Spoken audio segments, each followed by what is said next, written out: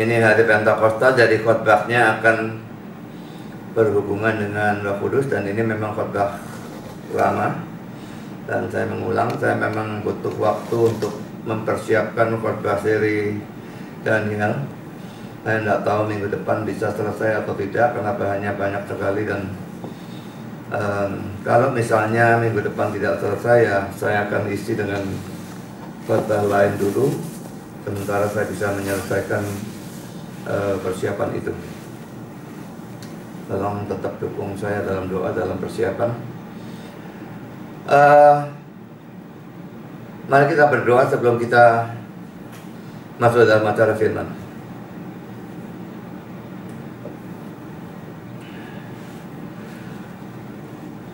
Bapa di surga, kami bersyukur bahwa kami bisa mendapatkan hari Pentakosta dan memperingatinya pada saat ini. Tapi kami juga melihat bahwa ajaran tentang Roh Kudus begitu banyak menyimpang, tidak karu-karuan. Secara khusus pada umumnya dalam kalangan Pentakosta dan karismatik, tapi juga dalam Unitarian, Saksi Yehuwa, dan macam-macam ajaran yang lain.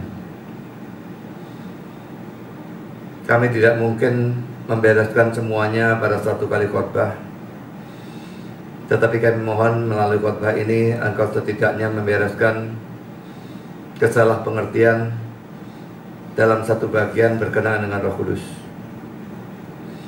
Kami mohon supaya Engkau hadir memimpin kami semua di dalam acara firman, penyampaian, penerimaan, listrik, sinyal, juga segala macam gangguan dan keributan Engkau singkirkan di sini maupun di rumah masing-masing. Dan Tuhan, tolong hamba-Mu dalam menyampaikan, berikan kekuatan jasmani, pikiran, suara, berikan pengurapan, berikan kata-kata, berikan apapun yang dibutuhkan supaya seluruh firman bisa sampaikan dan diajarkan dengan sebaik-baiknya, dengan benar dan dengan sejelas-jelasnya. Dan biarlah semua dilengkapi, dibungkus dengan kuasa pekerjaan Roh-Mu, karena tanpa itu semua akan sia-sia. Tolong semua yang mendengar secara khusus di rumah, jaga konsentrasi mereka semua, dan tolong bisa mendengar dengan baik, semua bisa mengerti dengan pencerahan dari Tuhan, dan biarlah semua bisa tunduk pada kebenaran firman. Dan kalau ada orang-orang yang punya doktrin-doktrin yang salah, secara khusus yang dibahas pada saat ini, biarlah mereka bisa tunduk pada kebenaran dan dibenarkan, diluruskan di dalam pengertian tentang Roh Kudus.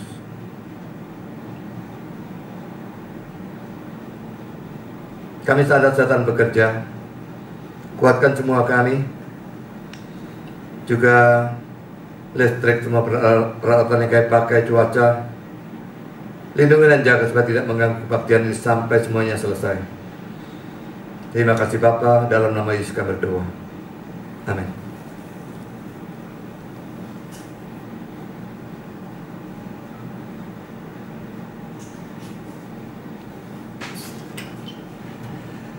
Saya akan khotbah dengan tema Parakletos, salah satu sebutan atau gelar untuk Roh Kudus, tetapi sebetulnya juga untuk Yesus.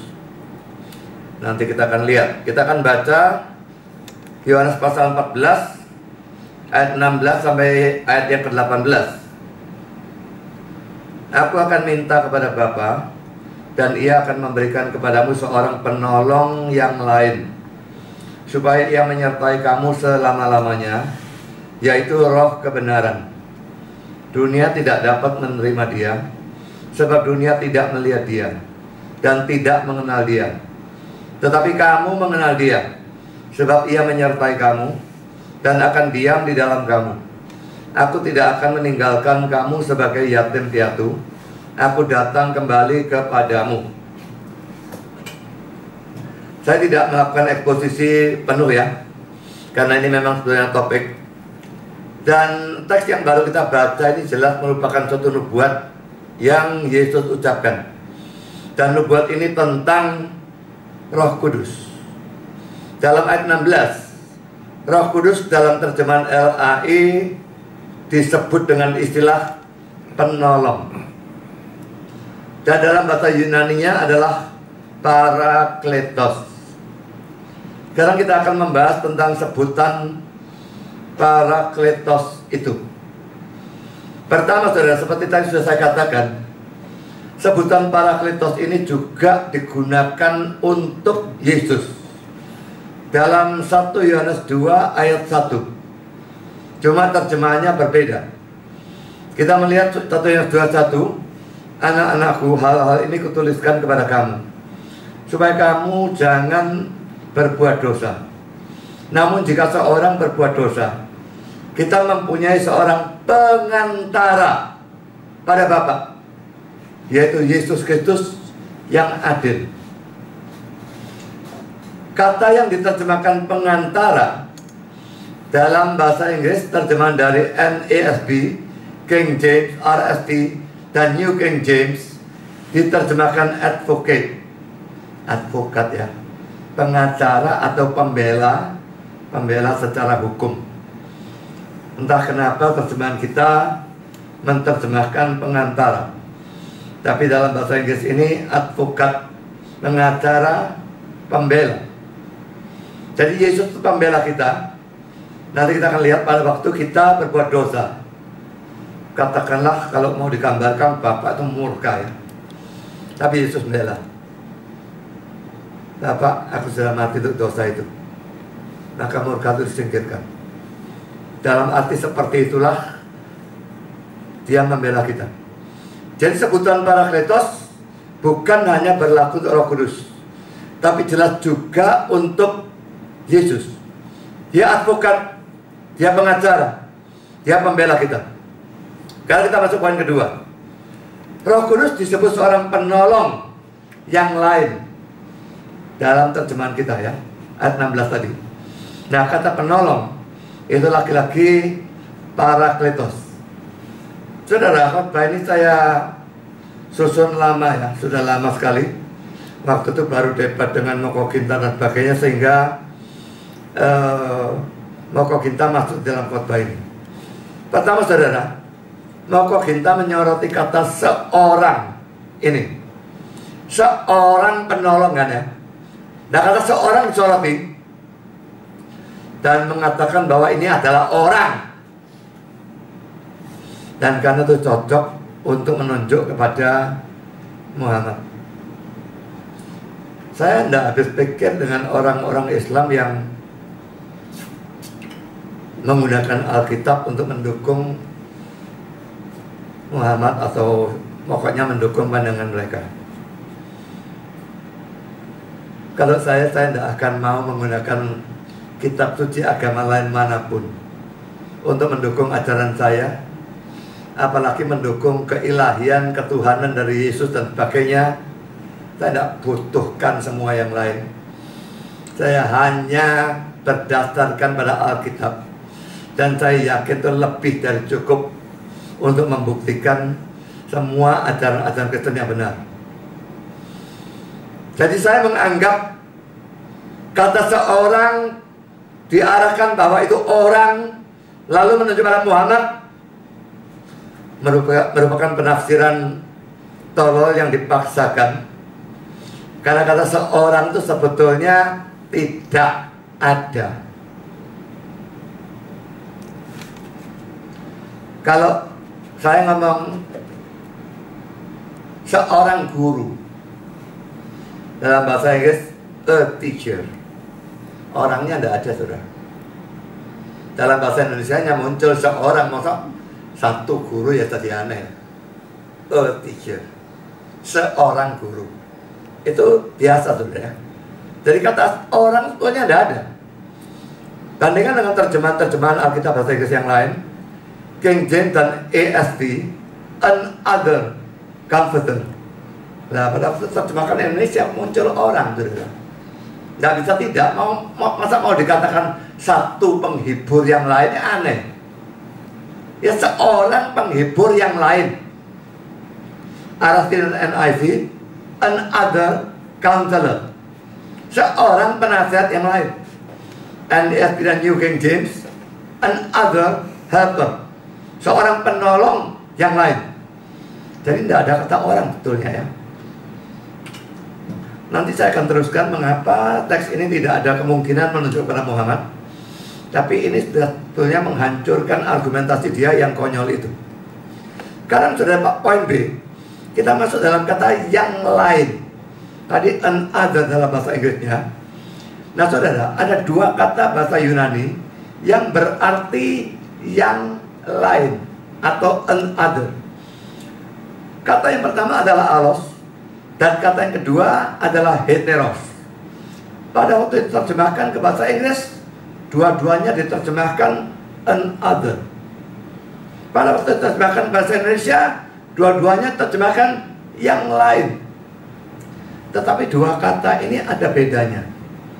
Nah di sini saudara ya, kalau memang dalam bahasa Yunaninya pembahasannya bisa memberikan kita terang yang lebih, yang tidak bisa diberikan oleh bahasa Indonesia maupun bahasa Inggris atau bahasa yang lain, maka itulah saatnya kita membahas menggunakan bahasa aslinya. Saya tidak senang dengan pengkhotbah yang tanpa ada perlunya merujuk pada bahasa aslinya Yunani, Ibrani dan sebagainya. Itu cuma pameran atau bagaimana. Tapi pada hal-hal yang tertentu seperti ini memang harus. Karena dalam bahasa Inggris tidak kelihatan beda, dalam bahasa Indonesia tidak kelihatan beda, dan saya ragukan dalam bahasa yang lain apapun terlihat bedanya. Tapi dalam bahasa Yunaninya ada dua kata, yaitu allos dan heteros. Saya akan kutip kata-kata seorang bernama W.E. Vine. Saya bacakan bahasa Inggrisnya lebih dulu. Allos denotes an other of the same sort. Heteros denotes an other of a different sort. Allos menunjuk pada yang lain dari jenis yang sama. Heteros menunjuk pada yang lain dari jenis yang berbeda. Saya lupa bawa gelas aqua. Biasanya saya selalu punya gelas aqua. Nggak usah. Kalau saya punya satu gelas aqua, saya minta lagi satu gelas aqua lagi. Ini sama kan ya? Berbeda, yang lain, tapi jenisnya sama. Sama-sama aqua, bentuk gelasnya sama, isinya sama, dalamnya sama, semua sama. Maka itu pakai kata allos. Yang lain, ini bukan ini kan, lain, tapi jenisnya sama. Maka saya menggunakan allos. Tapi kalau saya punya satu gelas aqua, lalu saya minta satu gelas orange juice, ya, ini yang lain beda kan ya, jenisnya juga berbeda. Maka saya harus menggunakan heteros. Nah, kata Yunani yang diterjemahkan yang lain dalam Yohanes 14 ayat 16 bukan heteros, tetapi allos. Allos berarti yang lain, tapi jenisnya sama. Andai kata, saya katakan andai kata ya, yang digunakan adalah heteros, maka itu akan menunjukkan yang lain dari jenis yang berbeda. Tadi ada Parakletos, yaitu Yesus. Sekarang Roh Kudus disebut Parakletos yang lain. Kalau yang lain ini dipakai heteros, maka ini yang lain dari jenis yang berbeda. Berarti Yesus dan Roh Kudus ini bukan cuma yang lain. Ini bukan ini, tapi betul-betul berbeda. Sehingga bisa saja Yesusnya sabar, Roh Kudusnya tidak. Yesusnya kekal, Roh Kudusnya tidak. Yesus adalah Allah dan seorang yang pribadi, sedangkan Roh Kudusnya bukan Allah dan bukan pribadi. Bisa, seandainya yang digunakan heteros. Tetapi dalam faktanya, kata Yunani yang digunakan adalah allos. Yang lain dari jenis yang sama. Memang yang lain, karena itu Yesus bukan Roh Kudus. Roh Kudus bukan Yesus. Makanya ini jelas bertentangan dengan ajaran Sabellianisme ya. Mereka campur adukkan ketiga pribadi. Bapak itu yang menjelma menjadi anak, lalu naik turun itu ya Bapak lagi. Bapak anak roh satu pribadi. Ajaran Sabellianisme itu sesat. Dan hanya dari ayat ini sudah tidak cocok. Yang lain, sekalipun jenisnya sama, lain.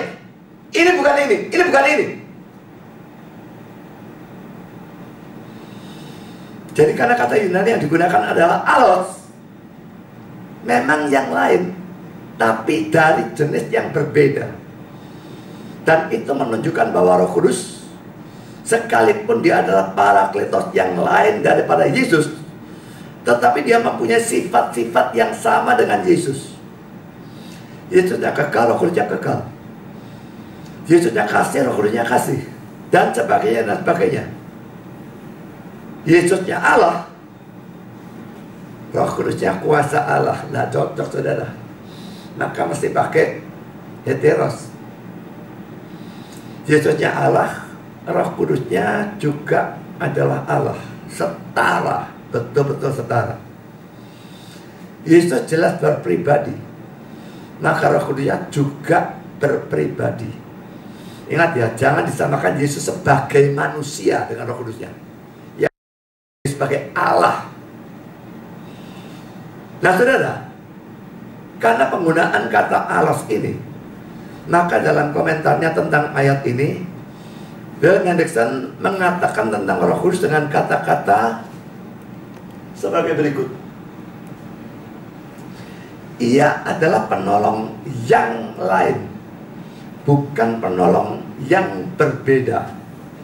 Kata yang lain menunjukkan seseorang seperti aku sendiri, yang akan mengambil tempatku, melakukan pekerjaanku. Jadi, jika Yesus adalah seorang pribadi, Roh Kudus harus juga adalah seorang pribadi.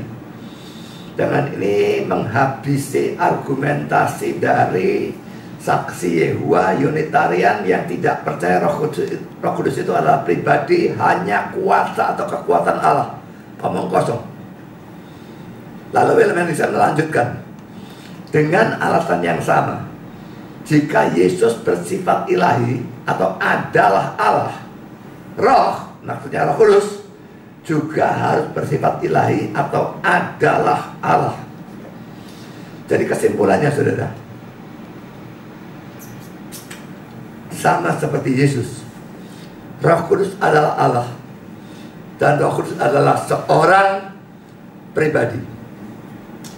Ini bisa digunakan berargumentasi menghadapi Unitarian ataupun kelompok saksi Yehova. Mereka anggap bukan Allah, bukan pribadi, hanya kuasa Allah. Ini juga bisa diterapkan melawan orang-orang Islam yang menganggap bahwa ini merupakan nubuat yang menunjuk kepada Muhammad. Pakai kata Allah saudara. Kalau itu menunjuk pada Muhammad, Muhammad harus adalah pribadi, itu cocok. Tetapi harus juga adalah Allah. Orang Islamnya sendiri tidak percaya kalau Muhammad adalah Allah. Tapi kalau mau dicocokkan ke ayat ini, dia harus adalah Allah. Kalau tidak, nubuat ini tidak cocok untuk dia. Akan lebih tidak cocok lagi dengan Muhammad kalau kita melihat hal-hal lain lagi dalam nubuat itu. Mari untuk itu kita melihat teks kita sekali lagi, saudara ya. Baca sekali lagi seluruh teks ya. Yohanes 14 ayat 16 sampai 18.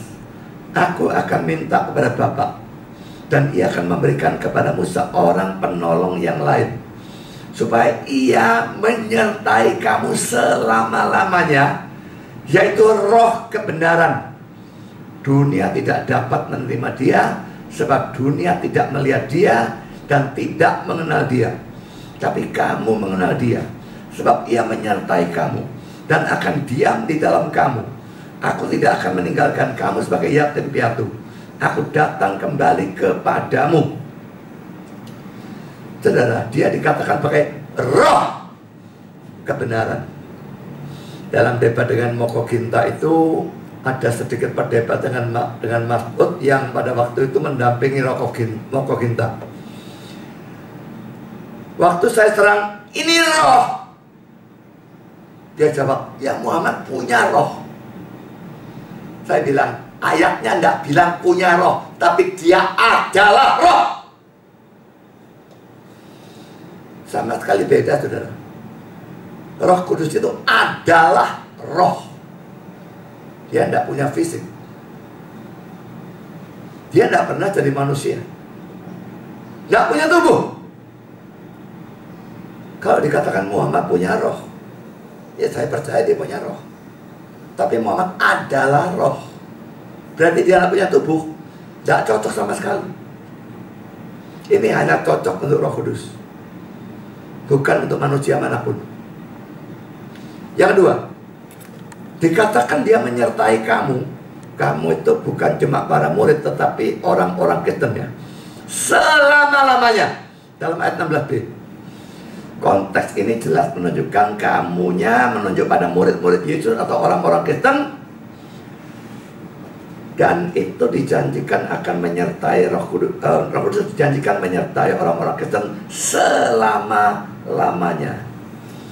Muhammad tidak mungkin menyertai orang-orang Kristen. Menyertai orang Islam mungkin.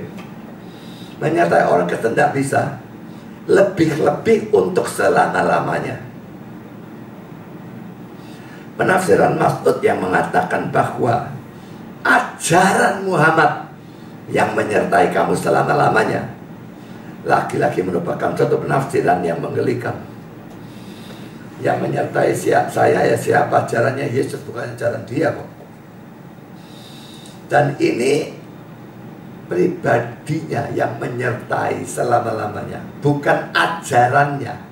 Kok tahu-tahu dibengkokkan lari ke ajarannya itu dari mana? Ya cara mereka mikir ya. Kalau sudah mau cocok-cocokkan seenak udelnya sendiri, maka mereka perkosa Alkitab tidak karu-karuan. Kalau orang Kristen lakukan yang sama terhadap kitab mereka, mereka ngamuk, saudara. Kita masuk poin yang ketiga. Dikatakan dalam ayat 17b, Ia atau Roh Kudus itu akan diam di dalam kamu. Hanya roh yang bisa diam di dalam kita, saudara. Bagaimana Muhammad itu orang diam di dalam kita? Tidak mungkin. Tidak mungkin dilakukan oleh Muhammad atau oleh orang lain siapapun juga. Hanya bisa dilakukan oleh Roh Kudus. Jadi dengan 3 poin ini saya sudah lebih hancurkan lagi segala macam argumentasi mereka yang mendukung ayat ini sebagai nubuat menunjuk kepada Muhammad. Sama sekali tidak masuk akal. Sekarang saya membahas kata penolong, poin C. Terjemahan kita penolong, dan ini diterjemahkan dari kata Yunani parakletos. Kata Yunani parakletos muncul hanya 5 kali di dalam perjanjian baru. Tentu tidak ada dalam perjanjian lama, karena perjanjian lama dalam bahasa Ibrani. 5 kali dalam perjanjian baru, dan saya berikan ayatnya semua di sini. Ya, 14 ayat 16, 14 ayat 26, 15 26, ya 16 ayat 7, dan 1 Yohanes 2 ayat 1. Dan hanya 1 kali yang terakhir itu menunjuk kepada Yesus. Yang 4 yang awal dalam Injil Yohanes semua menunjuk kepada Roh Kudus. saya berikan di sini. Saya harus tulis dengan huruf kecil, jadi mungkin susah dibaca. Kalau nanti tidak bisa baca yang nonton, maka bisa lihat makalahnya. Karena kalau saya gedekan, berantakan semua bagiannya ini ya. Kita tulis Indonesia itu sekali. NASB, New King James, RSV, NIV. Ini ayatnya menerjemahkan seperti ini semua. Jadi untuk ayat yang pertama penolong, kedua penghibur, ketiga penghibur, pengantara. NASB, helper. Yang terakhir advocate.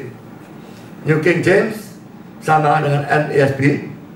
King James, comforter 4 kali, lalu advocate.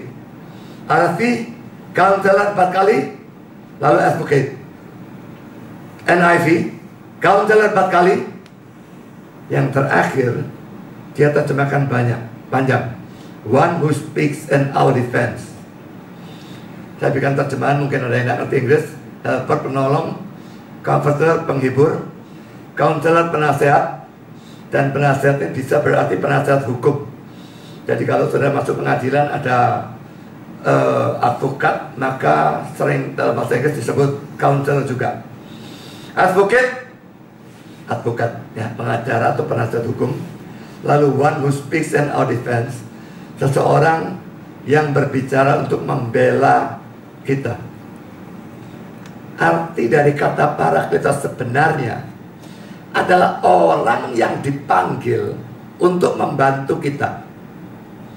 Dalam hal hukum, ini menunjuk pada seorang pengacara atau penasihat hukum atau pembela.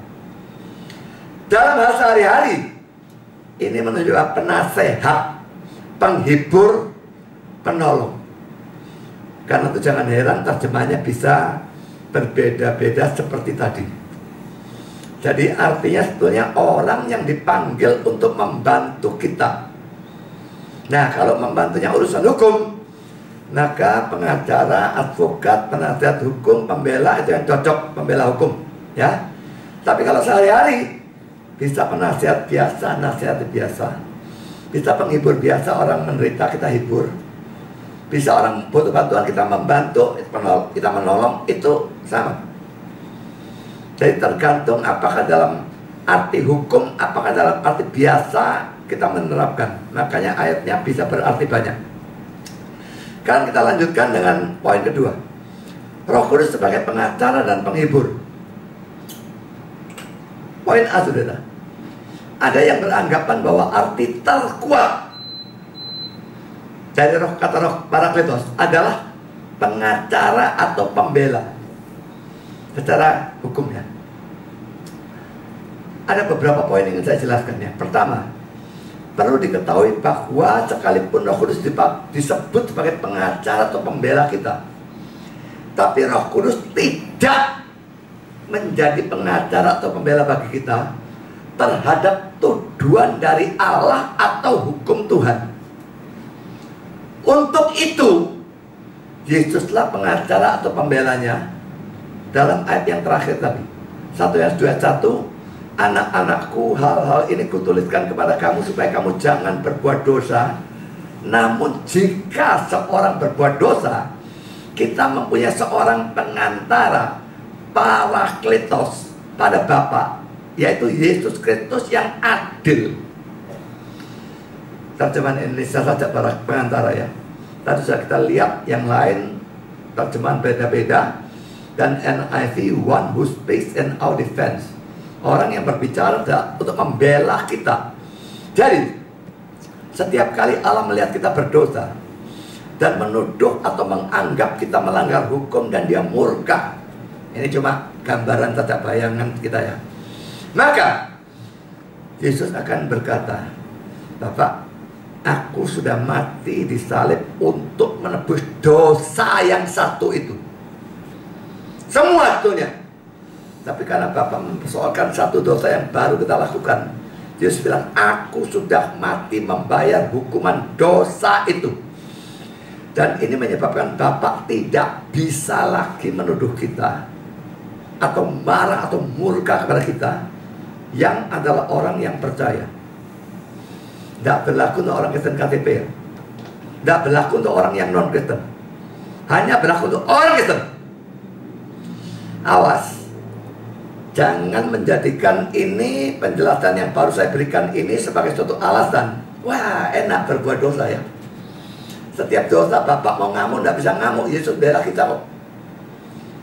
Saudara, mentang-mentang punya Yesus sebagai pembela, tidak berarti kita boleh berbuat dosa seenaknya sendiri. Coba lihat ayat itu sekali lagi. Anak-anakku, hal-hal ini kutuliskan kepada kamu. Apa? Supaya kamu seenak udelmu sendiri berbuat dosa kapan saja. Begitu? Tidak ya. Dia mengatakan hal-hal ini kutuliskan kepada kamu supaya kamu jangan berbuat dosa. Tapi kita tidak bisa berhasil, saudara. Karena dia tambahkan, namun jika seorang berbuat dosa, kita punya seorang pembela atau parakletos pada Bapa, yaitu Yesus Kristus yang adil. Jadi saudara, kita tidak boleh berbuat dosa. Berusaha mati-matian untuk tidak berbuat dosa. Tapi kita tidak mungkin berhasil. Ya kalau penganutnya ES itu mengatakan bisa berhasil, ya sakar PDW lah. Bagi saya semua orang yang percaya perfeksionisme, ajaran yang mengatakan bahwa dalam hidup ini kita bisa hidup sempurna tanpa dosa sama sekali, bagi saya adalah orang-orang yang otaknya korslet, pengertian Alkitabnya korslet, kacau tidak karu-karuan, dan mereka pasti tidak pernah mengerti betapa kompleksnya dosa. Saya lanjutkan, saudara. Kita masuk poin kedua. Roh Kudus memang Roh Kudus menjadi pengacara atau pembela bagi kita terhadap siapa? Tadi bukan terhadap Allah atau hukum Taurat dan sebagainya ya. Itu Yesus. Kalau gitu Roh Kudus jadi pembela bagi siapa? Terhadap siapa? Dia menjadi pengacara atau pembela bagi kita terhadap dunia. Yaitu pada saat kita diejek, diserang, dianiaya dan sebagainya oleh dunia, oleh orang-orang non-Kristen atau oleh orang Kristen KTP. KTP tetap termasuk dunia ya. Sebetulnya dia bukan menjadi pengacara bagi kita, tetapi dia menjadi pengacara di dalam diri kita dan memberikan kata-kata kepada kita untuk melakukan pembelaan terhadap serangan dari dunia. Saya berikan beberapa ayat, mari kita baca ya. Langsung baca ayatnya saja. Kalau paralel, saya beri garis miring, maka tidak saya bacakan. Matius 10 ayat 18 sampai dengan 20. Dan karena aku, kamu akan digiring ke muka penguasa-penguasa dan raja-raja sebagai suatu kesaksian bagi mereka dan bagi orang-orang yang tidak mengenal Allah. Apabila mereka menyerahkan kamu, janganlah kamu khawatir akan bagaimana dan akan apa yang harus kamu katakan, karena semuanya itu akan dikaruniakan kepadamu pada saat itu juga. Karena bukan kamu yang berkata-kata, melainkan roh Bapakmu, dia yang akan berkata-kata di dalam kamu. Saudara, hati-hati dengan ayat ini ya. Khususnya pengkhotbah, pengajar sekolah minggu, semua pengajar, jangan bilang, oh aku tidak perlu persiapan khotbah. Tidak usah khawatir apa yang aku akan katakan. Nanti diberikan oleh Roh Kudus kepadaku pada saat aku khotbah. Konteksnya perhatikan dul. Konteksnya tidak bicara tentang orang khotbah, ngajar firman atau apapun. Konteksnya bicara kalau karena Yesus, karena Injil, karena kekristenan, karena kita melayani, karena kita memberitakan Injil dan sebagainya, kita ditangkap. Kita dihadapkan pada pengadilan, pada orang-orang yang sebagainya, dan dituduh segala macam tuduhan. Maka pada saat itu janji ini berlaku. Tidak usah siapkan macam-macam. Roh Kudus akan berikan kata-kata itu. Bukan kamu yang berkata-kata, melainkan roh Bapakmu. Kalau terjadi hal itu, bukan berarti kita tidak boleh pakai pengacara. Boleh. Tapi kita tidak perlu khawatir. Dia membantu kita. Dan dia pengacara yang tertinggi. Dan dalam memberikan pembelaan, dia memberikan pembelaan yang terhebat. Apakah itu berarti orang Kristen pasti bebas kalau diadili? Tentu tidak. Tapi saya yakin selama orang Kristennya melakukan penginjilan dan sebagainya, Pak, yang menyebabkan dia ditangkap itu dengan benar dan semuanya benar, tidak ada kesalahan, maka pembelaan yang akan diberikan oleh Roh Kudus itu pasti tidak mungkin bisa dibantah. Cuma kalau negaranya tidak adil, pengadilannya tidak adil, tentu saja tetap bisa saja dia dipenjarakan. Bukan berarti Roh Kudusnya tidak becus. Hanya saja manusia-manusia dunia ini menentang dia. Sekarang saya lanjutkan. Kisah Rasul 6 ayat 9 dan 10.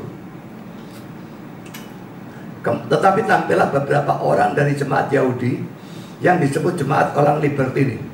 Anggota jemaat itu adalah orang-orang dari Kirene dan dari Alexandria, bersama dengan beberapa orang Yahudi dari Kilikia dan dari Asia. Orang-orang itu bersoal jawab dengan Stefanus, tetapi mereka tidak sanggup melawan hikmatnya dan roh yang mendorong dia berbicara. Orang-orang yang anti debat mesti baca teks ini dan jadikan ayat hafalan. Kalau debat itu dilarang, tidak kasih dan sebagainya, bagaimana mungkin Roh Kudus mendorong Stefanus berbicara? Stefanus penuh Roh Kudus, didorong berbicara, didorong berdebat, dan tidak ada dari mereka bisa melawan hikmatnya. Setelah dia menghadapi serangan dari dunia, Roh Kudus menolong dia, tidak bakal menang. Tidak peduli siapapun dia. Yang ketiga, Roh Kudus juga menjadi pengacara di dalam diri kita menghadapi tuduhan setan. Jadi kalau menghadapi dosa Allah murka, itu Yesus ya. Kalau menghadapi dunia kita dianiaya, diadili, itu Roh Kudus juga. Tapi kalau ketiga, setan, bukan dunia lain. Setan menuduh, mendakwa, memfitnah. Maka Roh Kudus menjadi pengacara di dalam diri kita menghadapi tuduhan setan. Setan kok nuduh? Tidak ada. Salah satu nama dari setan dalam kitab suci atau sebutannya adalah diabolos. Dari kata diabolos itulah diturunkan kata bahasa Inggris devil, yang artinya an accuser, seorang penuduh, seorang pendakwa, atau a slanderer, seorang pemfitnah. Dan memang saudara, setan sering tuduh, dakwa, fitnah. Kalau saudara sering lakukan hal seperti itu, nuduh orang sembarangan, dakwa orang sembarangan, fitnah orang sembarangan, saudara cuma niru bapak saudara.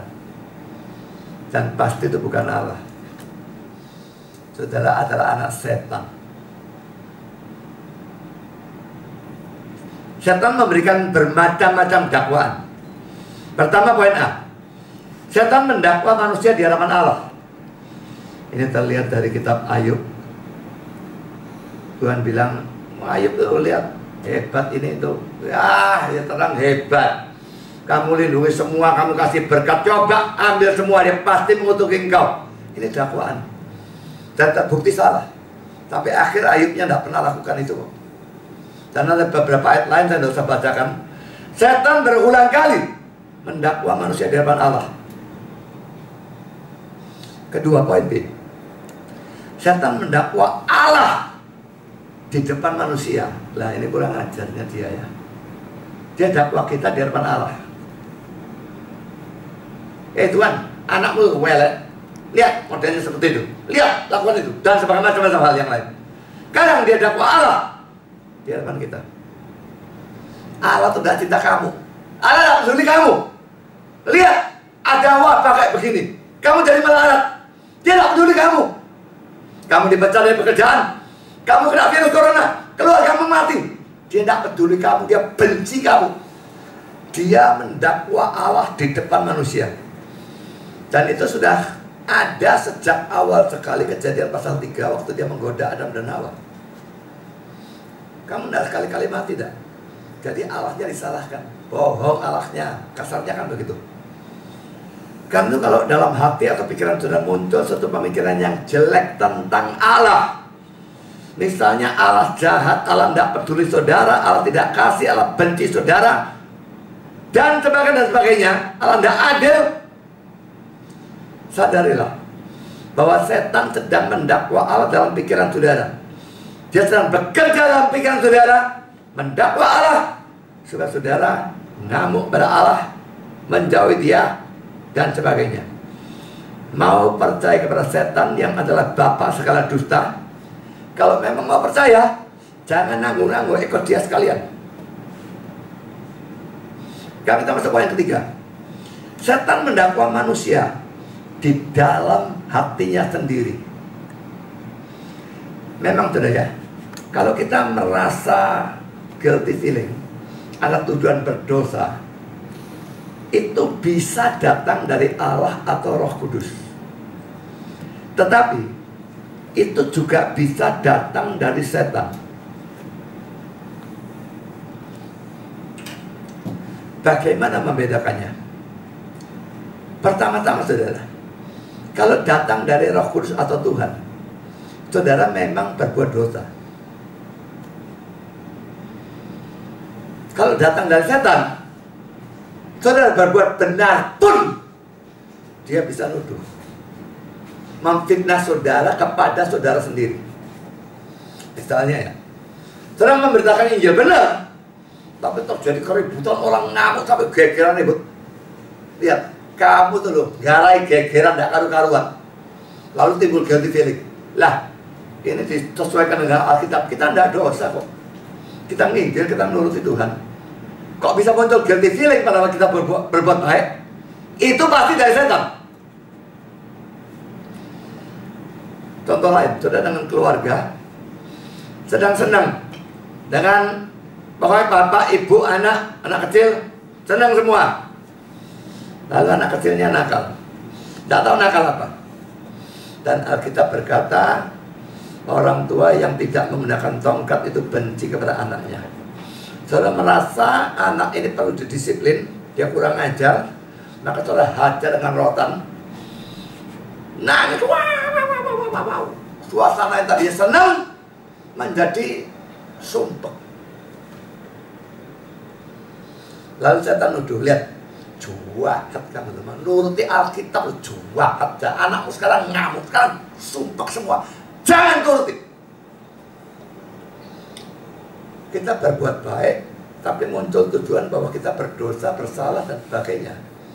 Ini salah. Dalam Facebook, buat tulisan atau video nyerang nabi palsu. Itu benar, tak benar-benarnya orang lah. Masa nabi palsu dibiarkan? Yang nyerang banyak. Lalu kita merasa salah, aduh, saya nyerang banyak, persetan banyak. Mungkin saya paling nemen kalau urusan ini, karena saya tidak pernah peduli jumlah. Yang nyerang boleh 1 miliar orang, saya tidak gubris. Pada waktu saya yakin saya benar, saya tidak peduli yang nyerang 1, 2, 1000, 100 juta, 1 miliar, saya tetap akan serang. Saya serang juga mereka yang menyerang. Tapi tidak semua orang seperti saya. Ada yang kalau nyerang 1, 2 dia bisa bertahan. Banyak. Rugi kok banyak ya. Berarti salah. Alkitab acuannya saudara, tolak ukurnya bukan orang-orang yang goblok-goblok itu. Dan orang goblok itu luar biasa banyak. Jadi saudara, kalau saudara sesuai dengan firman, bisa muncul perasaan bersalah, itu pasti dari setan. Kedua saudara, kalau rasa bersalah itu datang dari Tuhan atau Roh Kudus, begitu saudara minta ampun, bertobat dengan sungguh-sungguh, rasa bersalah itu pasti hilang. Damai dan sukacita kembali. Karena tujuan Tuhan menuduh itu, memberikan guilty feeling itu adalah untuk mempertobatkan kita. Tapi kalau rasa bersalah itu datang dari setan, saudara sudah menyesali bagaimanapun, guilty feelingnya tidak bakal hilang. Karena tujuan setan adalah untuk menghancurkan kita. Dulu pernah ada satu teman dari gereja Protestan. Sebetulnya suami istri saya kenal. Lah satu kali suaminya selingkuh dan meninggalkan dia. Si istri tentu saja susah. Lalu ada orang-orang dari kalangan karismatik yang datangi dia. Dan seperti biasa mereka menghakimi. Kamu dosa makanya terjadi begini, ayo ngaku dosa. Dia sudah ngaku dosa, bentar lagi, tidak tahu berapa hari lagi mereka datang lagi. Suamimu belum balik, mesti sih ada dosa lagi, ngaku dosa lagi. Ini orang-orang ini melakukan hal yang sama yang dilakukan setan. Saya kok kepingin ada orang-orang seperti itu datang pada saya ngomong seperti itu ya. Tak labrak, tak habisi sama saya. Jangan biarkan orang-orang seperti itu, karena mereka merupakan wakil setan menghancurkan saudara tujuannya. Kalau saudara sudah bertobat dan minta ampun dosa, kalau tujuannya datang dari Tuhan, hati mesti kembali damai. Dan ada problem seperti tadi, sangat belum tentu karena kesalahan kita. Penghakiman seperti itu harus dilawan. Sekarang saya kembali ke sini. Tujuan setan ini menyebabkan orang yang sudah betul-betul menyesali atau bertobat dari dosa tetap merasa sedih, bahkan bisa binasa dalam kesedihan. Saya berikan beberapa ayat dan di sini mencakup Yudas. Menyesal tapi lalu apa? Bunuh diri. Sudah beberapa lama ada orang-orang goblok yang memperdebatkan Yudas masuk surga. Dan kok ya dilayani terus.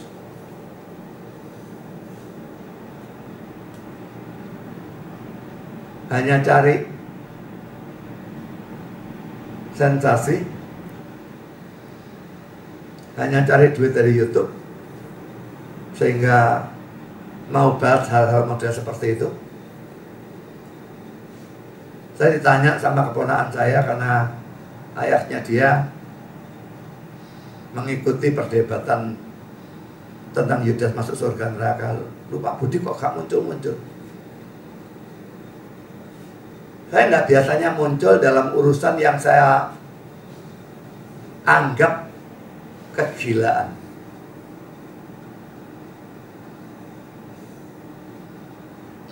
Yudas masuk surga. Gila. Terlalu gila untuk dipersoalkan. Dan saya tidak mau ikut campur. Nuruti orang gila.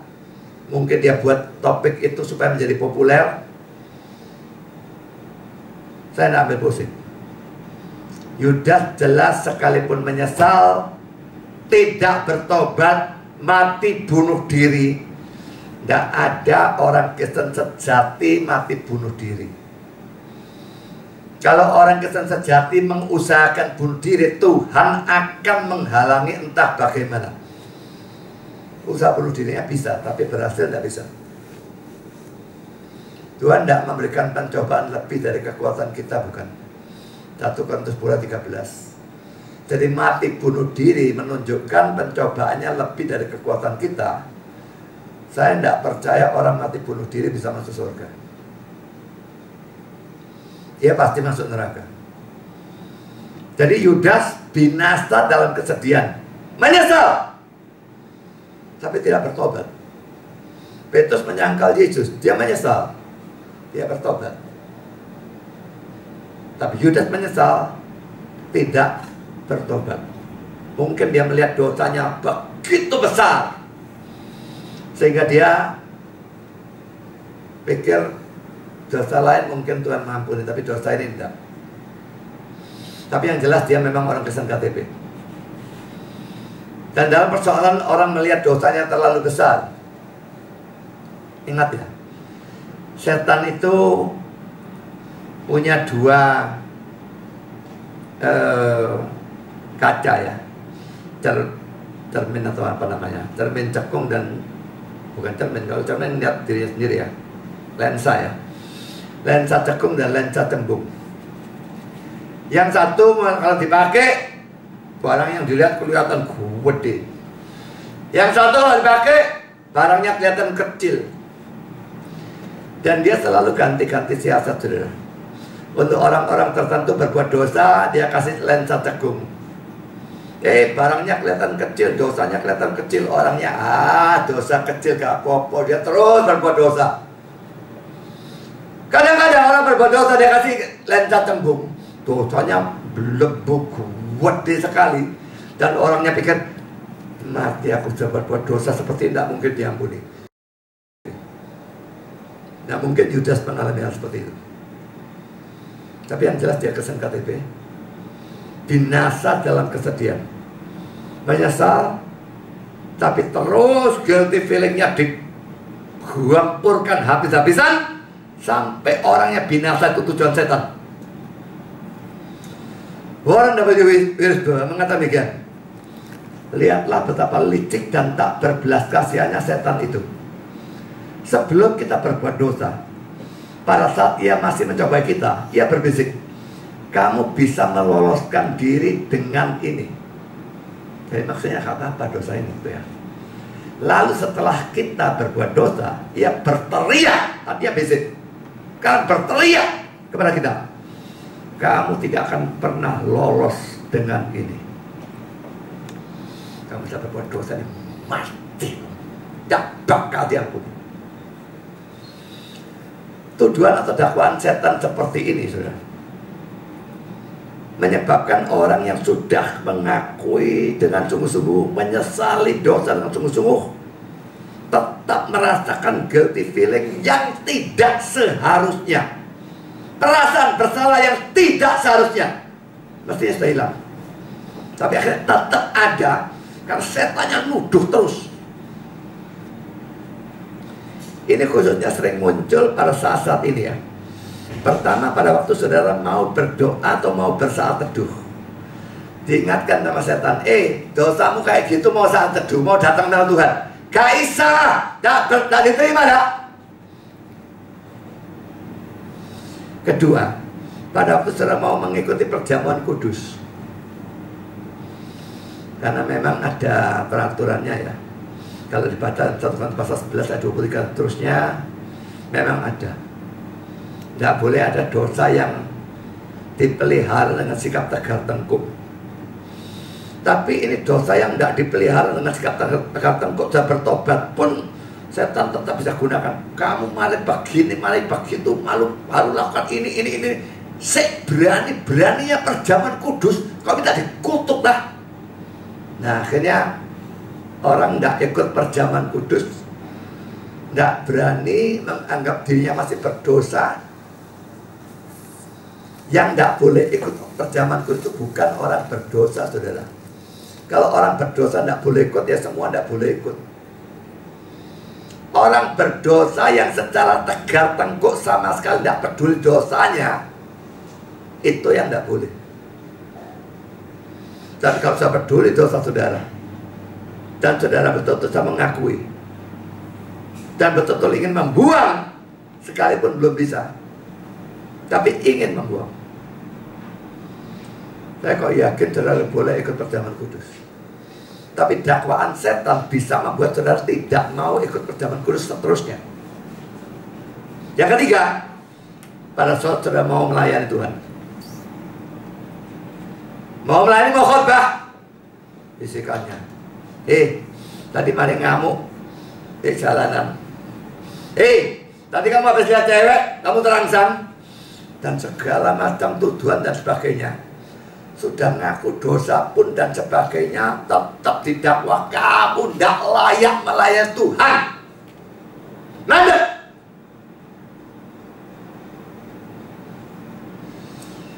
Setan akan mendakwa kita sedemikian rupa, sehingga sekalipun kita sudah mengakui dosa, menyesal dengan sungguh-sungguh, kita lalu merasa tidak layak berdoa atau bersekutu dengan Tuhan. Kita merasa tidak layak ikut perjamuan kudus ataupun melayani Tuhan. Dakwaan seperti ini bisa membuat kita sangat menderita, putus asa, dan sebagainya. Nah, terhadap dakwaan seperti ini, Roh Kudus berperan sebagai pembela atau pengacara. Dia akan mengingatkan kita akan kasih Allah yang menyebabkan Allah selalu mau mengampuni. Kita bosan ngaku dosa, Allahnya tidak bosan ngampuni dosa. Dan dia mengingatkan juga akan penebusan yang sempurna yang dilakukan oleh Kristus bagi kita. Semua dosamu yang belum terjadi pun sudah ditebus kok. Dan dosa itu, untuk mana kamu merasa depresi dan sebagainya, itu juga termasuk. Pengacara ini memberikan pembelaan yang membuat kita bisa mengatasi tuduhan dari setan. Jadi ingat baik-baik saudara ya. Pada waktu berbuat dosa, sudah ngakui, lalu tetap ada pro kontra, berarti ini bisikan setan atau tujuan setan, dan pembelaan Roh Kudus ini sedang perang dalam diri saudara, dalam otak saudara, dalam hati saudara. Saudara mau ikut yang setan atau mau ikut yang Tuhan? Jangan gubris ini. Ingat, dia bapak segala dusta, dia pemfitnah, dia memang pendakwa, itu pekerjaannya. Kan kita masuk poin lebih besar. Ada beberapa penafsir yang menganggap bahwa arti yang paling kuat dari kata parakletos adalah penghibur. Tadi poin A-nya, arti yang terkuat itu pembela ya, pembela hukum dan sebagainya. Tapi sekarang ada pandangan yang berbeda. Enggak. Kata parakletos itu arti terkuatnya adalah penghibur. Dan ini katanya penafsir-penafsir ini terlihat dari konteks dari ayat ini. Ya 14 ayat 16 ayat 18, ya 15 ayat 18 ayat 27, ya 16 ayat 16 ayat 6 ayat 7, yang menunjukkan bahwa Roh Kudus diberikan kepada mereka dalam penderitaan dan kesedihan mereka. Jadi menghibur, sedih, dikasih janji tentang Roh Kudus. Roh Kudus menghibur kita dari apa? Ini penting diperhatikan ya. Pertama saudara, Roh Kudus menghibur kita dari kesukaran atau penderitaan.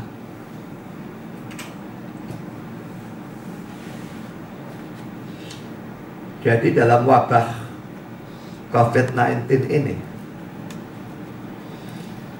peran Roh Kudus ini penting. Karena banyak orang, termasuk Kristen, menderita. Mungkin keluarga terkena, mungkin dia terkena, mungkin harus dikarantina, mungkin masuk rumah sakit dan sebagainya, dan mungkin kena side effect dalam ekonomi, dan macam-macam hal yang lain. Maka bagi orang Kristen ada penghiburan sebetulnya dari Roh Kudus kalau saudara mau mendengarkan. Kadang-kadang orang Kristennya tidak mau dengar, ya repot, salahnya sendiri. Sekarang mari kita lihat selanjutnya saya. Poin A, bahwa Roh Kudus diutus untuk menjadi penghibur bagi kita. Sebetulnya secara implisit itu menunjukkan bahwa hidup orang Kristen pasti banyak problem, banyak penderitaan, dan banyak kesedihan. Kalau enggak, ya enggak perlu. Kalau teologi kemakmuran benar, orang Kristen harus kaya, dan yang sejenis dengan teologi kemakmuran harus sembuh dari penyakit, Semua penyakit harus bebas dari segala problem.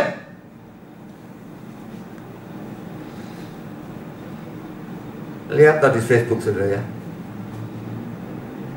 Tuhan akan bebaskan dari penderitaan. Amin, amin, amin, amin, amin, amin. Berpuluh-puluh orang tolol. Yang buat dan jual tolol, yang aminkan tolol lagi.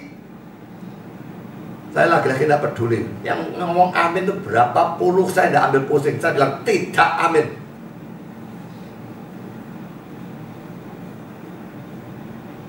Kalau ngamuk kabeh sama saya, silakan.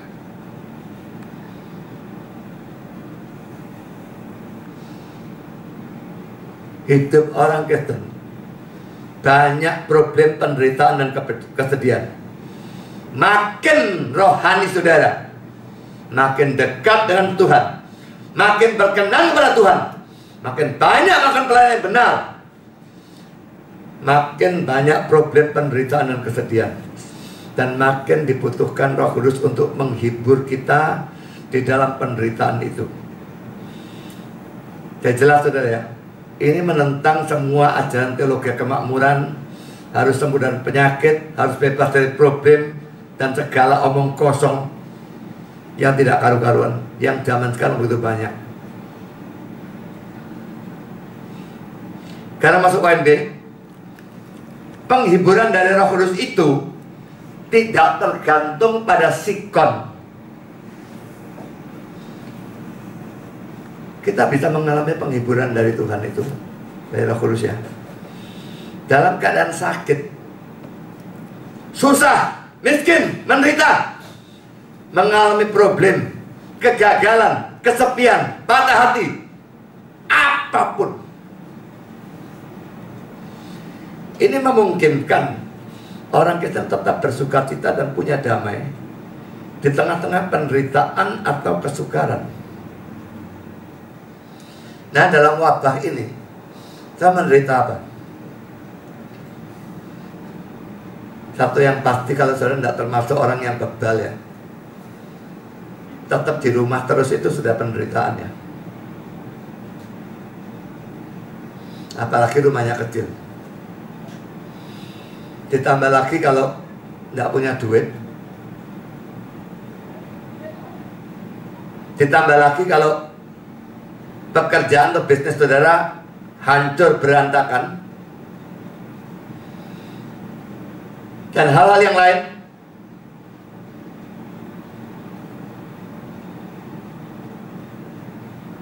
Kita bisa sumpah memang kalau penghiburan Roh Kudus itu kita tolak. Justru dalam keadaan seperti ini jangan menjauhi firman. Karena Roh Kudus itu biasanya menghibur kita melalui firman. Saat teduh ataupun belajar firman atau ikut kebaktian online dan sebagainya, lakukan dengan rajin, dengan disiplin, supaya penghiburan itu bisa kita dapatkan. Makin kita menjauh itu, makin kita tidak mendapatkan apa-apa. Jadi saudara, sebetulnya ini suatu kesempatan menunjukkan orang Kristen bisa punya damai di tengah-tengah badai. Orang lain semua sumpah tidak karu-karuan, kita bisa tenang, kita bisa sukacita. Itu suatu kesaksian yang luar biasa. Tapi kalau orang semua sumpah, saudara ikut sumpah, tidak ada kesaksian apapun. Ini garam yang jadi tawar.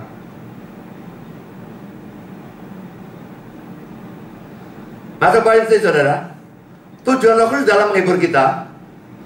Kalau kita mengalami penderitaan atau problem, lalu Roh Kudus menghibur kita. Ingat sekarang ya, apa tujuannya? Bukan cuma supaya kita terhibur, bukan cuma itu ya, tapi ada tujuan lebih lanjut. Tujuannya bukan sekedar untuk kita, bukan sekedar kita terhibur. Ada seseorang yang mengatakan kata-kata ini, karena kata-kata ini bagus dalam bahasa Inggrisnya, saya bacakan Inggrisnya juga. God does not comfort us to make us comfortable, but to make us comforters. Allah tidak menghibur kita untuk membuat kita merasa nyaman, tapi supaya kita menjadi penghibur. Dalam bahasa Inggrisnya jelas ada permainan kata antara comfort, comfortable, dan comforters. Diterjemahkan susah, hilang ya. Karena comfortable mau diterjemahkan apa? Saya terjemahkan nyaman, katanya jadi berbeda ya. Karena itu bahasa Inggrisnya jauh lebih bagus. God does not comfort us to make us comfortable, but to make us comforters. Kalau kita punya penderitaan, Dia menghibur kita bukan supaya sekedar kita nyaman, tapi setelah kita terhibur dengan penghiburan itu, kita bisa membantu orang lain, menghibur orang lain, orang itu juga merasa nyaman. Jangan berhenti di kita, tapi berikan juga kepada orang lain. Apakah ini cuma kata-kata orang atau ada dasar ayatnya? Boleh saja kutip orang, tapi kalau tidak ada dasar ayatnya, ya itu tidak bisa dipertahankan. Mari kita lihat ayatnya. 2 Korintus 1 ayat 3-6. Terpujilah Allah Bapa Tuhan kita Yesus Kristus, Bapa yang penuh belas kasihan dan Allah sumber segala penghiburan, yang menghibur kami dalam segala penderitaan kami, sehingga kami sanggup menghibur mereka yang berada dalam bermacam-macam penderitaan dengan penghiburan yang kami terima sendiri dari Allah. Kami di sini Paulus dan kawan-kawan ya, menderita dihibur, sehingga kami sanggup menghibur orang-orang lain.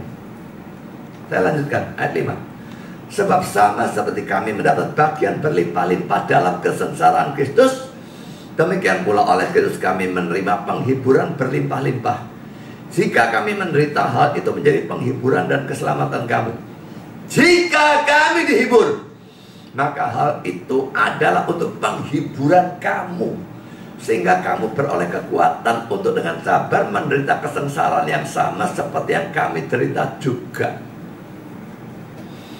Karena itu saudara, kalau saudara dalam penderitaan mendapatkan penghiburan dari Tuhan, jangan diam saja saudara, sharingkan. Ini ironi ya, dalam gereja-gereja karismatik Pentakosta banyak orang tidak ngerti apa-apa Alkitab, ngawur saja doktrin tidak karu-karuan, tapi mereka dengan berani sharing habis-habisan di mana-mana, menjadikan kekonyolan yang luar biasa. Tapi justru sebaliknya dalam gereja Protestan, saya tidak bilang Protestan semua ngerti firman, banyak yang ngerti juga, karena yang ngajar goblok juga banyak dari kalangan Protestan. Tapi dalam kalangan Protestan, dimana pengajarnya bagus pun, jemaatnya ngerti firman, tidak berani sharing. Yang tidak ngerti, ngertinya ngawur, banyak sharing. Yang ngerti sharing. Jadi apa dunia ini kalau seperti itu terus saudara? Kalau saudara mengerti dan saudara merasakan dalam penderitaan dapat penghiburan, belajarlah sharing.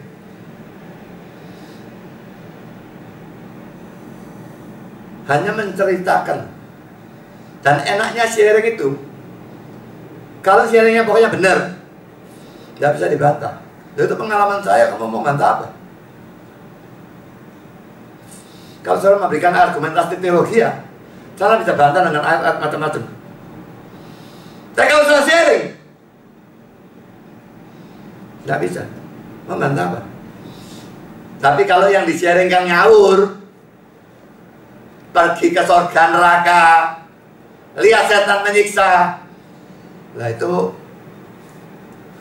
sharingnya orang tebal ya, ngawur ya, tentu saja bisa dibantah, mau bertentangan Alkitab kok. Tapi kalau saudara sharingnya benar, tidak bisa dibantah saudara.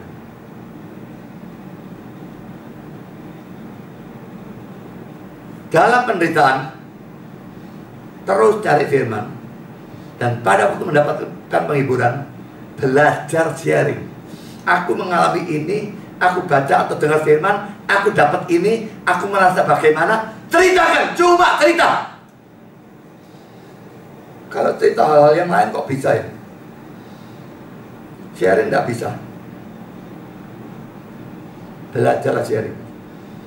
Karena tujuan Tuhan menghibur kita, supaya dengan penghiburan itu kita menghibur orang lain. Sekarang kita masuk dalam poin yang kedua. Dari dosa yang sudah kita akui atau sesali. Jadi tugasnya Roh Kudus sebagai Parakletos, ditekankan penghibur ya.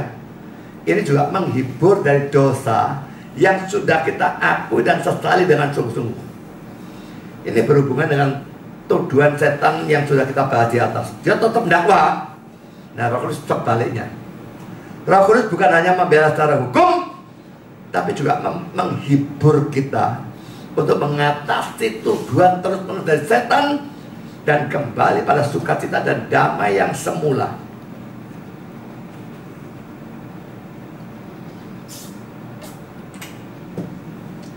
Saya pernah mendengar satu cerita, cuma ceritanya benar atau enggak saya ragukan terus terang saja. Petrus itu kan nyangkal Yesus 3 kali, lalu ayam berkokok ya. Lalu Yesus memandang dia dan dia sedih, nangis, dan dia menyesali dan bertobat.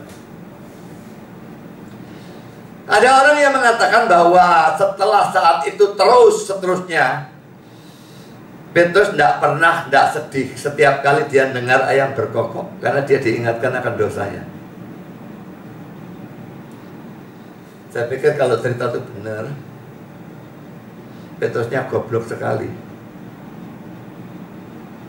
Dia mengikuti dakwaan setan. Dia sedang mengakui dosa, ada apa dosanya diingat lagi. Dan Roh Kudusnya perannya di mana kalau tidak membantu dia, menghibur dia. Dosamu sudah diampuni, ada apa susah lagi. Jangan pikir rohani. Kalau saudara berdosa, sudah mengaku dosa, sudah betul-betul menyesal, minta ampun, terus sedih untuk dosa itu, jangan pikir rohani. Bodoh. Saudara mengikuti dakwaan setan. Minta Roh Kudus, buangkan itu. Tuhan tidak ingat dosa yang dia sudah ampuni, kok saudara ingat terus, mau jadi apa?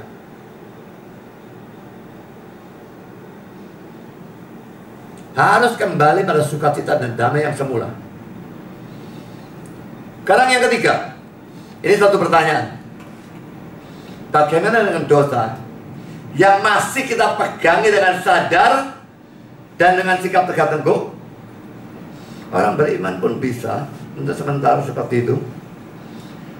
Dalam hal seperti ini, ingat, beda dengan dosa yang kita akui dan sesali.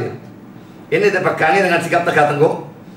Roh Kudus tidak menghibur kita dengan poin A, tutupi dosa, atau dengan memberikan alasan banyak untuk membenarkan dosa itu. Karena itu saudara, kalau saudara berbuat dosa dan lalu dalam pikiran saudara muncul berbagai macam alasan untuk membenarkan dosa itu, sehingga saudara merasa terhibur, sadarilah bahwa itu bukan hiburan dari Roh Kudus, itu justru datang dari setan. Jadi dalam hal ini memang dibutuhkan pengertian Alkitab yang sangat bagus untuk bisa membedakan ini dosa sungguh-sungguh atau enggak. Karena setan bisa mengatakan yang tidak dosa sebagai dosa, dan sebaliknya. Jadi pada waktu berbuat dosa, kalau itu memang betul-betul dosa, muncul penghiburan, gak apa-apa, itu dari setan. Tapi kalau dosa itu bukan dosa, muncul penghiburan, itu malah dari Tuhan. Jadi harus kita dengan pasti menentukan itu dosa atau bukan. Kalau tidak bisa menentukan ya repot. Makanya belajar firman itu luar biasa penting. belajar apakah ini dosa atau tidak dosa itu luar biasa penting.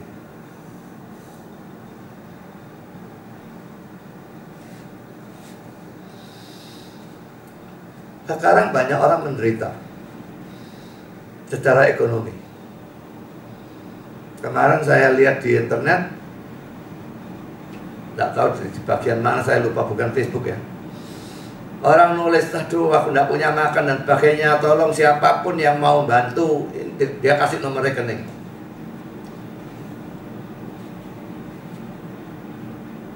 Kalau orang seperti itu kita bantu semua, kita bangkrut, saudara. Kita tahu dari mana dia dusta atau enggak. Kita kenal aja tahu orangnya enggak kok. Termasuk di Facebook. Friend secara Facebook, kita enggak tahu orangnya. Dan dia mengeluh dan sebagainya, atau terang-terangan minta bantuan. Apakah dosa kalau kita tidak bantu? Kalau saya tidak bantu orang yang saya tidak tahu, saudara. Hanya kalau saya tahu, maksud saya tidak kenal pun mau bantu ya. Tapi saya tahu dia memang bermasalah dan dia tidak salah. Saya tidak mau saya dibohongi orang lalu bantu orang yang tidak seharusnya dibantu.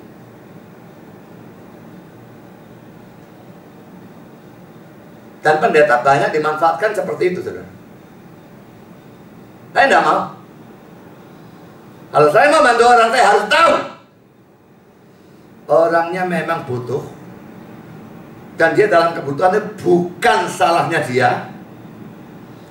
Tuh, kalau dia dari dulu masih memang boros, tidak karu-karuan, sekarang tidak punya duit, sekarang saya suruh bantu dia, salahnya siapa dulu boros, tidak karu-karuan? Ada orang dibantu, orangnya si rokokan. Nah, saya tak biarkan mati lah.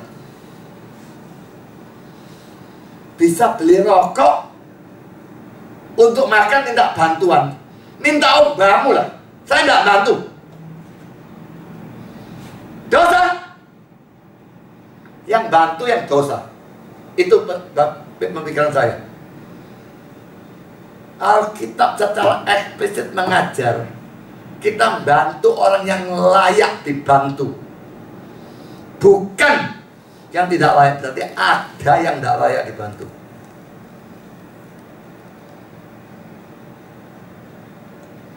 Terlalu murah hati jadi dosa. Bantu orang yang betul-betul secara sadari layak dibantu.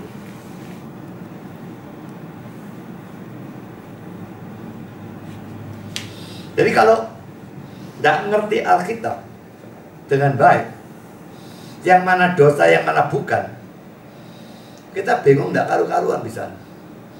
Aduh, aku tidak bantu. Aduh, gimana ya? Salah aku ini. Tidak. Saya tidak merasa salah dan bantu orang kalau saya tidak tahu orangnya gimana.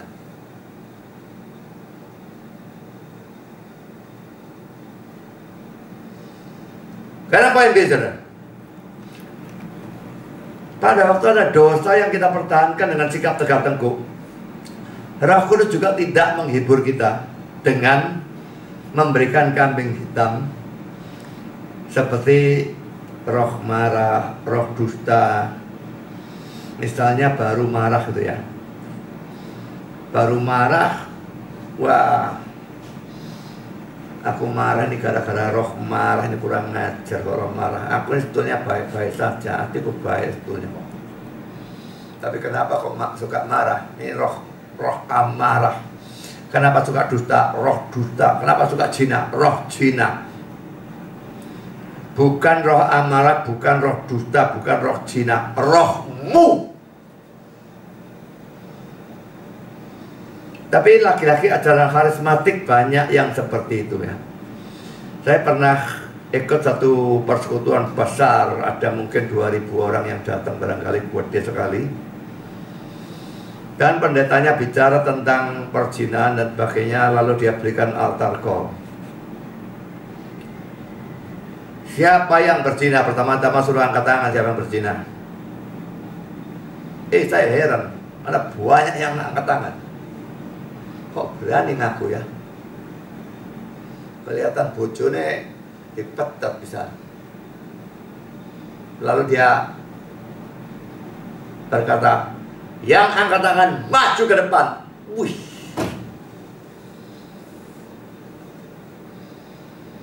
Saya pikir satu call yang menurut saya tidak semestinya.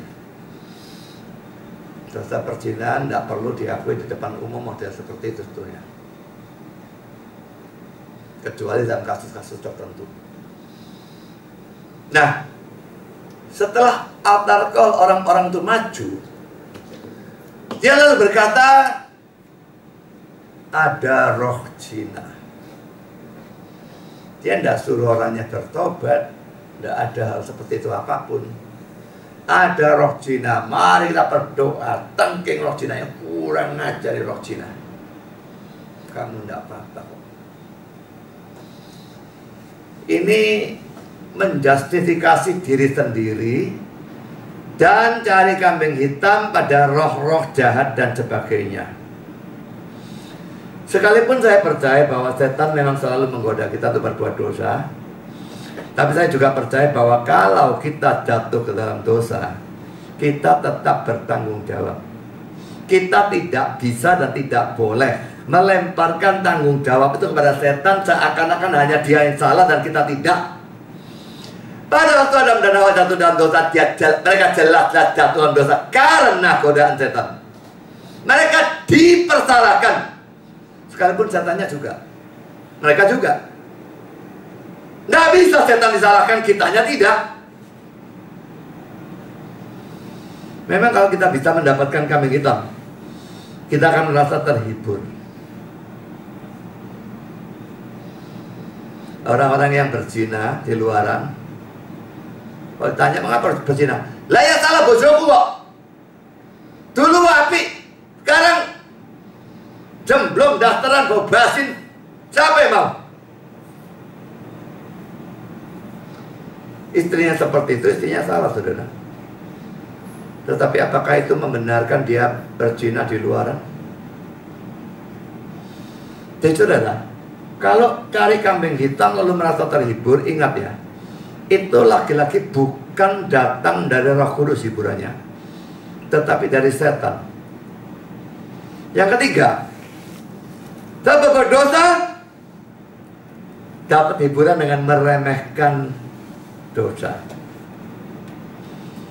Ini tadi seperti yang saya katakan, setannya punya cermin cekung.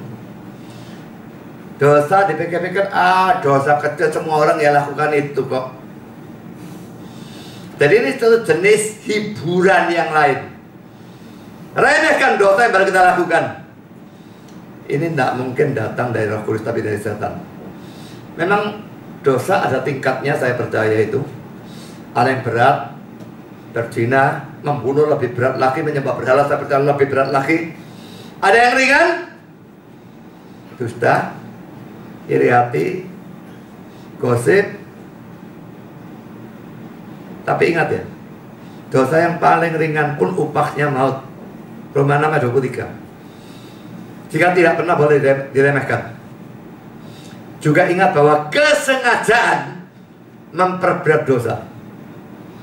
Lukas 12, 47, 48. Kalau dosa yang ringan dilakukan dengan sengaja, akan diperhitungkan lebih berat.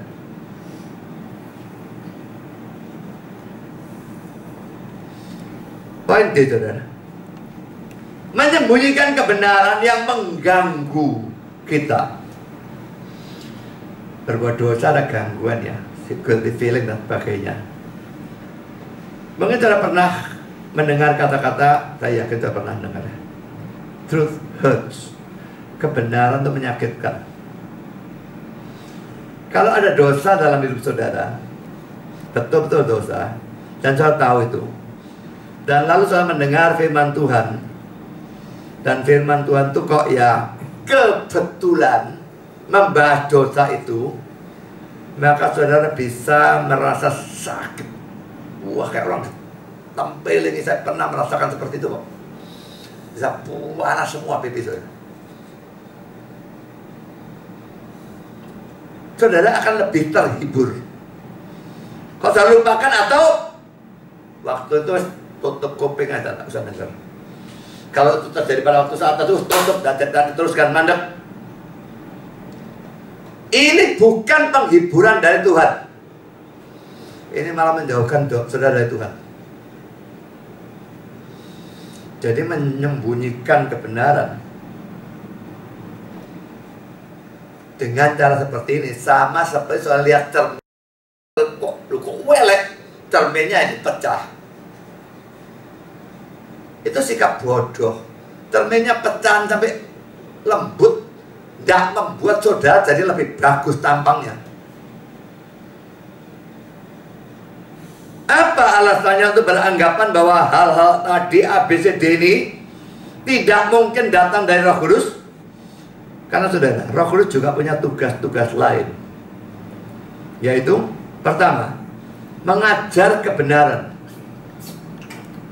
Ya, 14 ayat 26. Tetapi penghibur yaitu Roh Kudus yang akan diutus oleh Bapa dalam namaku, Dialah yang akan mengajarkan segala sesuatu kepadamu dan akan mengingatkan kamu akan semua yang telah kukatakan kepadamu. Dia mengingatkan apa yang sudah pernah diajarkan, lalu dia mengajarkan segala sesuatu. Jadi dia mengarahkan kita pada kebenaran. Bagaimana kebenarannya mau disingkirkan dan sebagainya itu tidak mungkin. Dia justru mengarahkan kita pada kebenaran.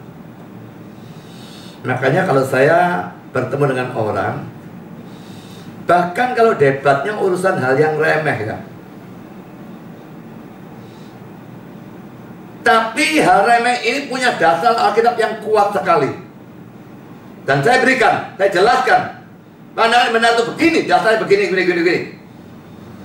Ngotot tidak mau terima. Sekalipun untuk urusan remeh, saya pikir kalau dia punya Roh Kudus, kalau dia orang Kristen sejati, dia punya Roh Kudus. Kalau dia punya Roh Kudus akan arahkan pada kebenaran. Mengapa tidak mau tunduk? Berarti tidak punya Roh Kudus. Berarti bukan orang beriman. Hal remeh pun sudah dijelaskan dengan jelas, orangnya tetap tidak mau terima secara tegar tengkuk. Apapun alasannya, sangat memungkinkan orang itu bukan Kristen. Karena kalau ada Roh Kudus mengarahkan saudara pada kebenaran.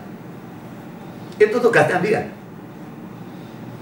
Yang kedua, menginsyafkan dosa. Yohanes 16 ayat 8. Dan kalau ia datang, ia akan menginsyafkan dunia akan dosa, kebenaran, dan penghakiman. Mana bisa cari kambing hitam dan sebagainya. Untuk tugas dia menginsyafkan dosa. Kalau dosa lalu kita benar-benarkan diri sendiri, ya tidak insyaf namanya. Di mana Roh Kudusnya, apa perannya, apa fungsinya. Yang ketiga, memimpin ke dalam seluruh kebenaran. Yohanes 16:13. Tetapi apabila ia datang, yaitu Roh kebenaran, ia akan memimpin kamu ke dalam seluruh kebenaran. Sebab ia tidak akan berkata-kata dari dia sendiri, tapi segala sesuatu yang didengarnya, itulah yang akan dikatakannya. Dan ia akan memberitakan kepadamu hal-hal yang akan datang. Dia akan memimpin ke dalam seluruh kebenaran. Jadi pikirkan ya, 3 hal ini bisa cocok dengan poin A sampai D. Coba cek lagi ya. Tidak mungkin cocok. Makanya poin A, B, C, D tadi tidak mungkin datang dari Tuhan. Kan saya berikan kutipan dari kata-kata Charles Haddon Spurgeon. Beberapa kutipannya. Pertama, poin A, Roh Allah tidak pernah menghibur seseorang di dalam dosanya. Orang Kristen yang tidak taat tidak boleh mengharapkan penghiburan. Roh Kudus menguduskan, dan baru setelah itu menghibur. Namanya Roh Kudus sudah ya. Dia kuduskan, baru menghibur. Jadi selama dosa dipertahankan dengan sikap tegar tengkuk, tidak bisa diharapkan ada penghiburan yang sejati. kalau ada penghiburan itu bukan sejati, bukan dari Roh Kudus, tapi dari setan. Sekarang kutipan kedua. Ia tidak menghibur kita seperti seorang ibu yang terlalu mengasihi, yang ingin menyenangkan anaknya yang tidak patuh atau suka melawan, dengan menyerah atau menuruti keinginan-keinginannya yang bodoh.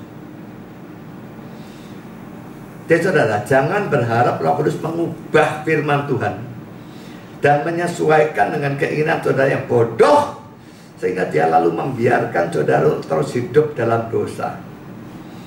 Ini sering dalam persoalan cinta, jatuh cinta sama orang yang tidak seiman.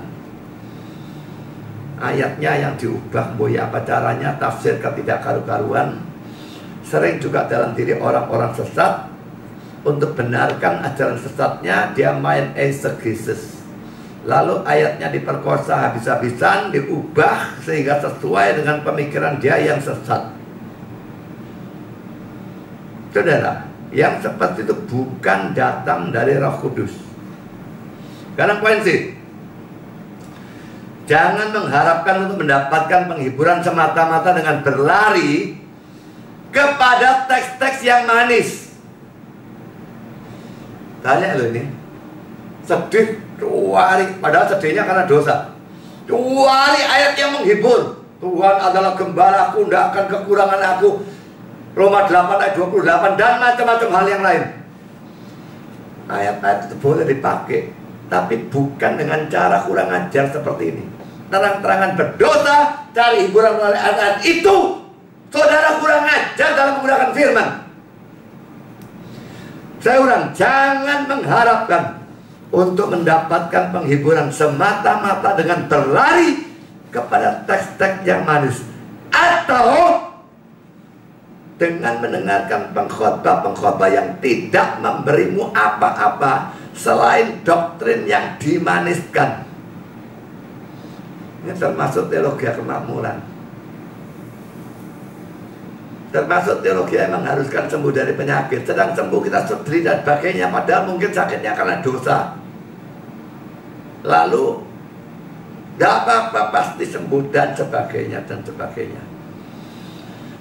Saudara, pengkhotbah yang terus omongannya manis, menyenangkan kuping, tidak pernah membuat kuping saudara panas. Tidak pernah, saya katakan, tidak pernah. Kalau selalu menyebabkan panas juga tidak benar juga mungkin ya. Tapi pengkhotbah yang benar pasti kadang-kadang, mungkin sering bahkan, membuat kuping saudara panas. Tapi pengkhotbah dengan khotbah yang dimaniskan ini tidak pernah membuat kuping saudara panas. Damai sejahtera, padahal tidak ada damai sejahtera. Itu dalam PL kan. Tetap ada nabi-nabi palsu seperti itu sampai zaman sekarang. Saya teruskan. Tetapi berharaplah untuk menemukan penghiburan melalui proses-proses yang kudus, yang menegur atau memarahi, yang merendahkan, yang menguatkan, yang menguduskan, yang merupakan pekerjaan dari Parakletos ilahi. Perhatikan kata-kata Spurgeon ini ya. Ayat-ayat Alkitab pun bisa saudara salah gunakan untuk menghibur diri saudara di dalam dosa. Setan juga bisa salah gunakan ayat, saudara juga bisa ditipu secara sama. Misalnya saudara berbuat dosa, lalu dalam saat teduh atau kebaktian, saudara mendapatkan firman Tuhan yang menunjukkan penyertaan Tuhan. Orang berbuat dosa itu tidak selalu baca firman Tuhan lalu dapat ayat yang menegur dosanya. Tidak selalu. Bisa ya, bisa enggak. Bisa bahkan ayatnya kelihatannya bagus. Mazmur 23, Ibrani 13 ayat 5, aku sekali-kali tidak akan membiarkan kau, aku sekali-kali tidak akan meninggalkan engkau, dan sebagainya. Dan loh, aku berbuat dosa, kok dapat ayat ini? Berarti dosaku tidak apa-apa. Lah jangan sampai berbuat seperti itu. Nafsirkan ayat ini harus tafsirkan dengan seluruh ayat dalam Alkitab, bukan? Ada ayat yang mengatakan dosa tidak apa-apa. Kalau ada ya pakaiin pandangan sinting itu. Kalau tidak ada ya bertobatlah. Hati-hati dengan ayat-ayat yang menyenangkan. Ada tempatnya dalam hidup kita di mana itu memang cocok. Tapi dalam hal berbuat dosa, lalu menderita, lalu dapat ayat menyenangkan, jangan dihubung-hubungkan. Itu tidak ada cocoknya. Jadi saudara, dari seluruh penjelasan kita melihat Roh Kudus itu begitu penting bagi kita. Hari Pentakosta bukan hari yang tidak penting. Tanpa hari itu, saya tidak tahu bagaimana nasib kita kalau kita tidak ada Roh Kudus. Saudara melihat murid-murid Yesus, sepanjang 3,5 tahun mereka ikut Yesus. Kita melihat kebodohan yang berlimpah-limpah dalam diri para rasul ya. Karena apa? Salah satu penyebab Roh Kudusnya belum dicurahkan kepada mereka. Karena pada saat itu belum hari Pentakosta. Kepingin hidup dalam kebodohan seperti itu. Pada hari Pentakosta Roh Kudus dicurahkan. Dalam PL hanya diberikan kepada orang-orang tertentu, raja, nabi, imam, tapi tidak pada semua orang yang percaya. Tidak. Orang awam percaya tidak dikasih. Kadang-kadang dikasih hanya untuk pelayanan. Sudah mari tarik kembali. Tapi sejak di Pentakosta, semua orang percaya diberikan Roh Kudus selama-lamanya, mengajar kita, mengarahkan pada kebenaran, menghibur kita dalam penderitaan dan sebagainya. Kita perlu bersyukur, memuji Tuhan atas Roh Kudus yang diberikan kepada kita. Tuhan memberkati saudara. Amin.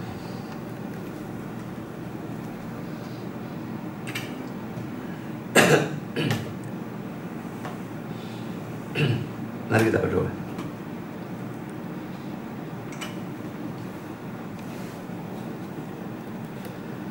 Bapa di surga, terima kasih Engkau sudah pimpin sertai berkati yang sepanjang acara firman. Dan kami sudah belajar banyak tentang Roh Kudus sebagai Parakletos, juga Yesus sebagai Parakletos, dan macam-macam hal doktrinal maupun praktis berkenaan dengan Roh Kudus. Kalau selama ini kami sudah punya pengertian yang salah, tolong koreksi Tuhan. Kalau selama ini kami sudah banyak kali bersikap salah, menerima dakwaan dari setan, menerima penghiburan dari setan dan sebagainya, tolong ubahkan kami. Biarlah Roh Kudus-Mu betul-betul memimpin kami makin lama makin mengerti kebenaran, memimpin kami makin lama makin kudus, memimpin kami sehingga makin lama makin bisa punya damai di tengah-tengah badai, khususnya saat ini dalam wabah virus corona yang menyebabkan banyak orang menderita. Terima kasih Bapa, dalam nama Yesus kami berdoa. Amin.